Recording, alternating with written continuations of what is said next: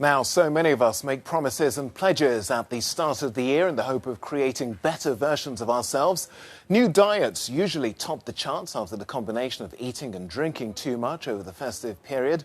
Veganuary is a campaign of a non-profit organisation hoping to convince us now to change our habits beyond this month. Well, we can speak to Dr. Toni Vernelli, who's their head of comms, and she joins us from Brighton on the UK's south coast.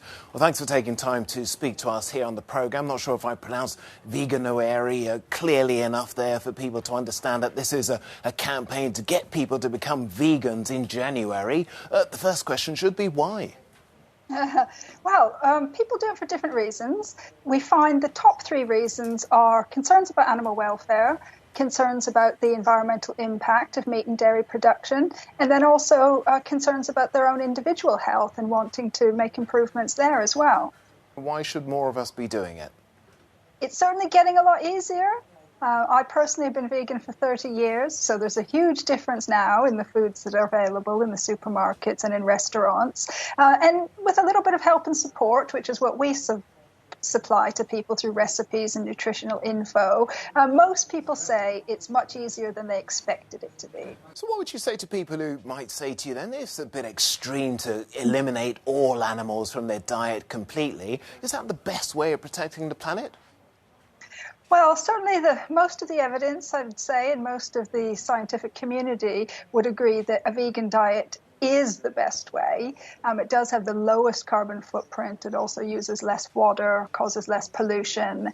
But we also know that most people don't make that step overnight. It's a huge change to our lifestyles when we've been brought up eating meat 3 times a day. So Veganuary is really here to get people to try new foods and take those first steps on a new journey. And hopefully they'll discover some great tasting products that they really like that they'll stick with after the month. Well, how do you go about promoting this campaign then? Because, from a European perspective, there's so many cities and countries who have such a different attitude towards eating meat. I'm speaking to you here in Lyon, the capital of, tripe, for example. How do you go about convincing people to give up that? Well, I think every country does still have some good traditional foods in their culture that are without animal products by default. A lot of food, particularly vegetable-based dishes, beans and pulses are quite commonly used in most cultures. So there's probably food that we're all eating already that is vegan. We just don't really think about it that much.